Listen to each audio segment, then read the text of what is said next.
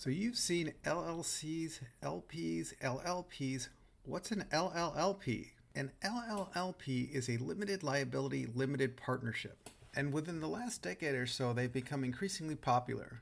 And the reason they've become popular is they combine the elements of a limited partnership, which people like, and a limited liability partnership.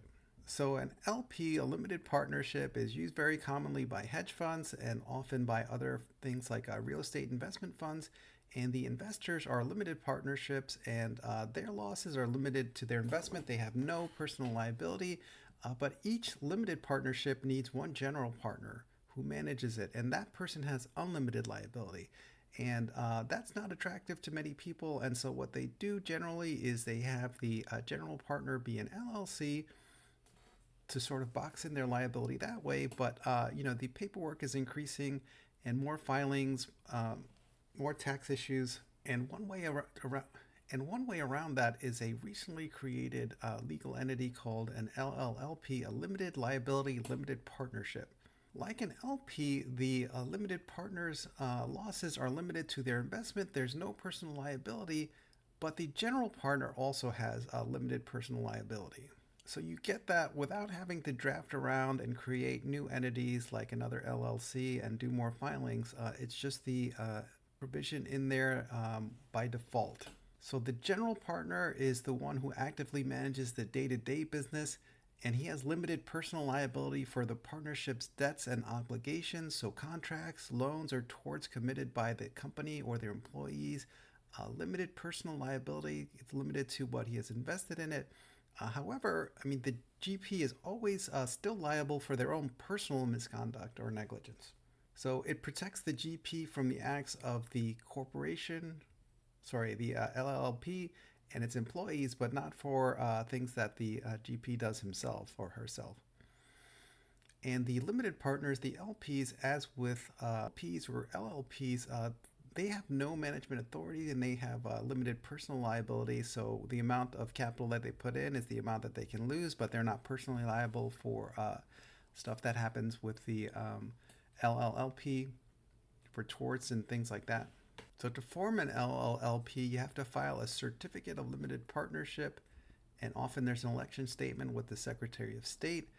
When you file it, what you name the company has to have the designation LLLP or Limited Liability Limited Partnership. It has to be in the name. So you're notifying the public of the limited liability status. They are taxed as pass-through entities, just like a limited partnership. So the business itself doesn't pay federal income taxes. The profits and losses are passed through directly to the partners on their personal tax forms, the 1040. And this is an increasingly commonly used tool for real estate investment ventures, family estate planning, and other types of vehicles where you need an active manager, a general partner, but they want liability protection and they don't have to go through the effort of creating a separate entity like an LLC to act as the general partner. So rather than drafting around that problem, it comes this way by default. So this is a fairly new entity, and if you're wondering why you don't see it more often, it's only recognized in about half of the US states right now.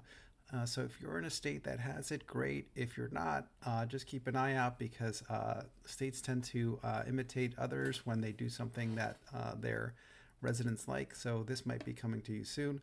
And if you have questions about this, just leave them below. If you'd like to see more videos on this or anything else, just drop a comment and like and subscribe so you'll see more videos like this in the future.